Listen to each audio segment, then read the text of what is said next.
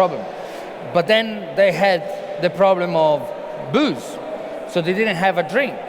They didn't have a strong drink. So they looked around, and around the south of East Asia, they left this kind of rum called arak, which is from the coconut tree.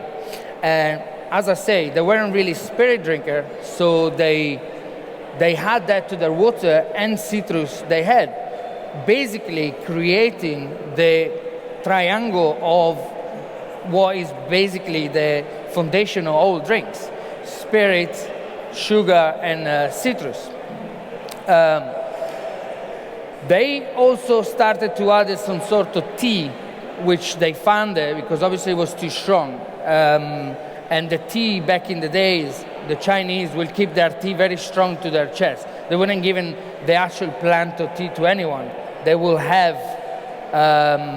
the tea, or how they call it. It was a mixture of spices like pepper, cloves, cinnamon, ginger, that kind of tea. And that's basically, they created punch. And because it worked and it saved lives of the sailors, they will have to take it everywhere. So when they started to go back to England, they brought this drink back to them. They brought it in the Caribbean, when you obviously have the tea punch, which is the short for petit punch, because obviously this drink was supposed to be made with stuff that you find around your travels. So when you are in the Caribbean, obviously the citrus is there, the water is there, spices are there, but instead of arak, they will have rum, or like some sort of rum made from molasses. And that's how rum and punch started their connection.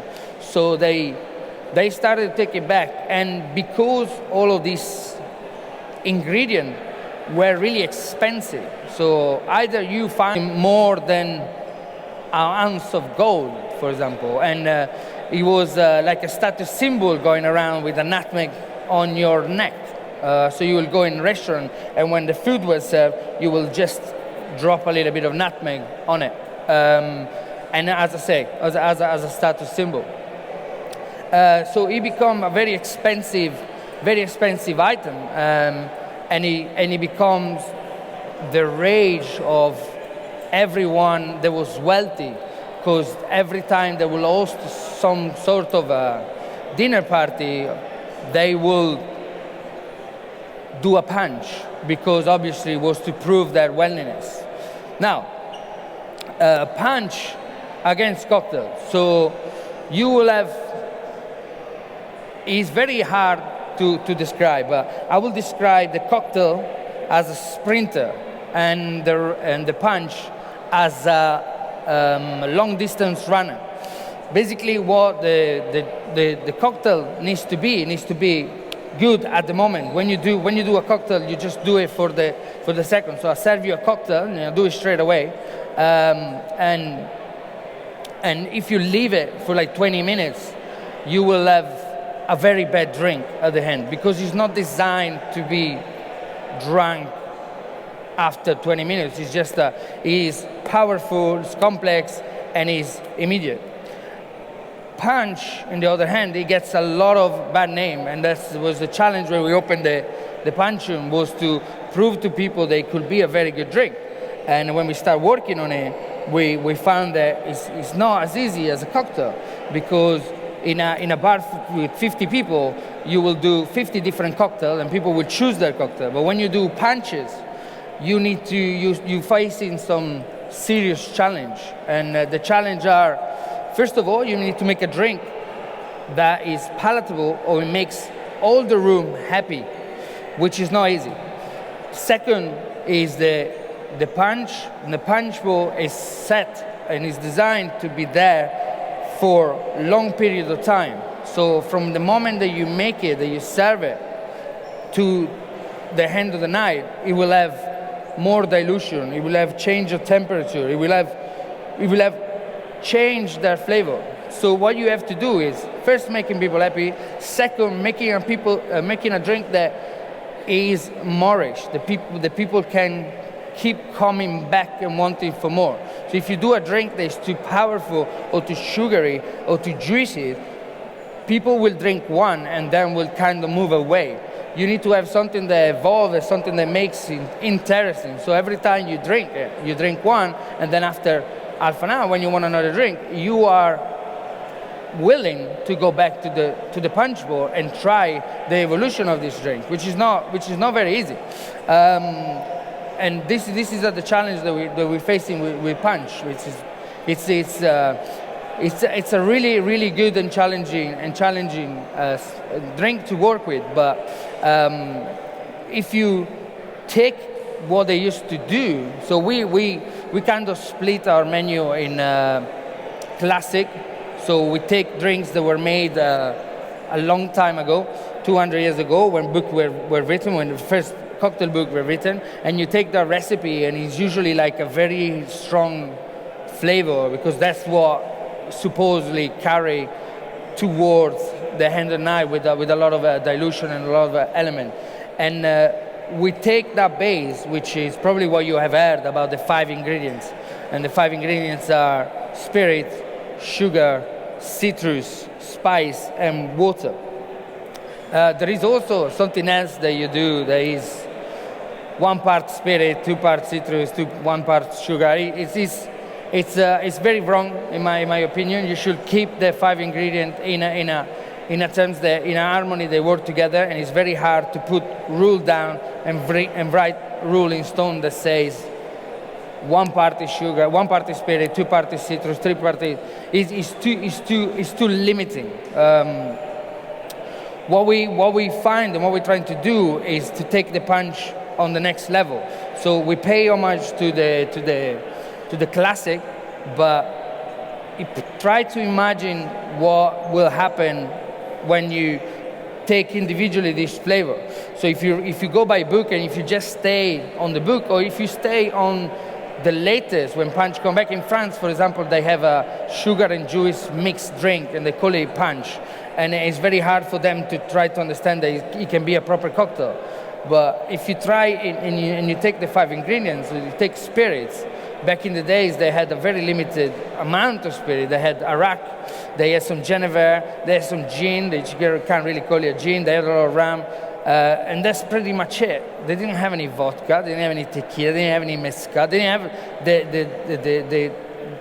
the choice that we have right now on spirit. They didn't have the access to basic product. For example, when you look at books, they have lemon, lime, sometimes orange, and it's pretty much it. It's very, very limited.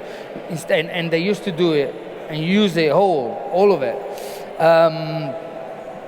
Right now, you can have yuzu, you can have different kind of orange, you can have grapefruit. So it's basically your choice is unlimited. Same with sugar.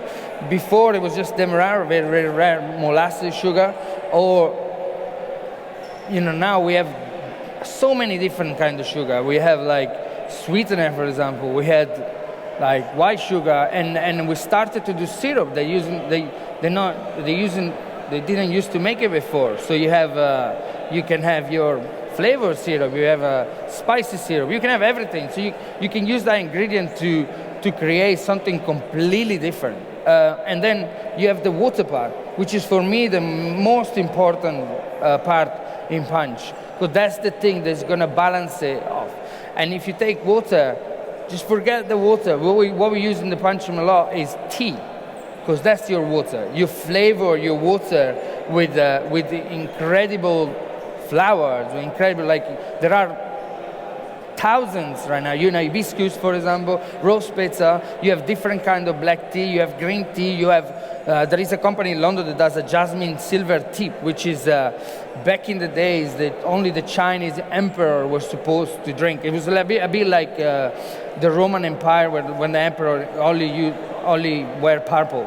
So it was exactly the same in tea. Right now, it's accessible to us, and you can use it freely. And why not? Why not trying to recreate punches from back in the days? They will have that kind of flavor inside. It's all a different ball game. It just makes it all really, really exciting and unlimited. As I say, we have, as I say, in punch room, we have half menu that are classic, so we take drink from book and then we kind of change them, because I don't know if you ever tried to recreate a recipe from 200 years ago. Most of the time it's really kind of bad.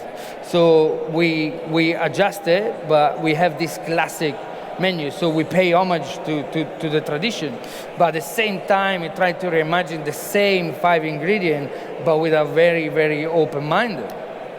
And then we come across, you guys have milk punch? We come across some drinks that is breaks all the rules. Is you say 5 ingredients, but the drink that we have, and one of our biggest seller, it's 15 ingredients, and it breaks all the rules. And it's a drink from the 1750, and it's called the milk punch. And you have milk, but it's been used very cleverly. So back in those days, you had the British had a dessert that used to be called syllabub, and this syllabub was a dessert that is basically you put milk and you curdle the milk with the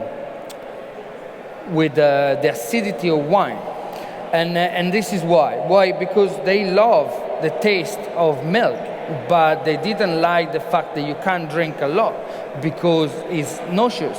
You can't have a couple of pints of milk, it's too much. And also milk was good, but it will go bad very quickly. So this is the solution of these two problems.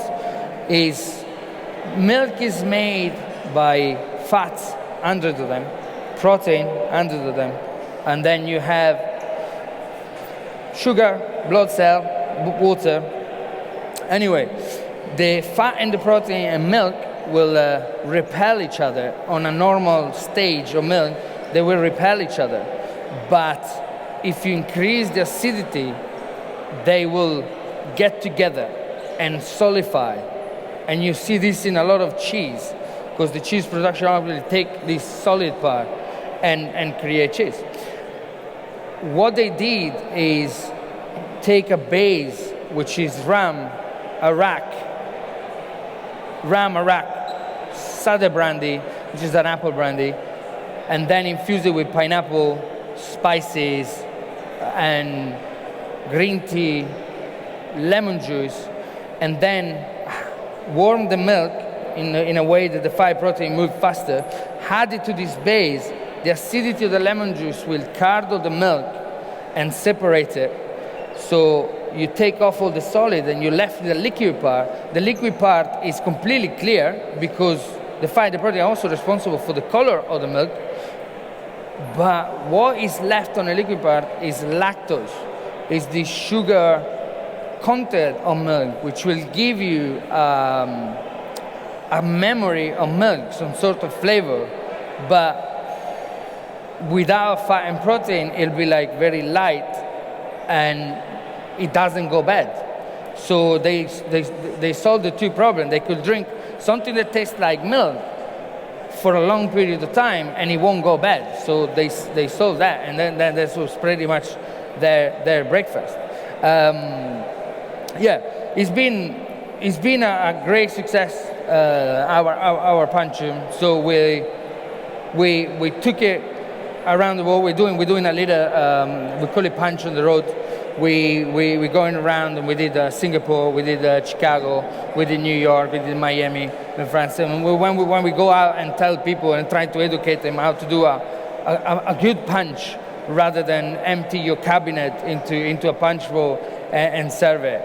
It used to be the most popular drink in the world. So we just want to bring it back, and we love to see you all, because we're opening Edition Hotel in Barcelona next October, and we'll have the second punchum. So we're coming to Barcelona to open a cocktail bar, and we'll like to see you all.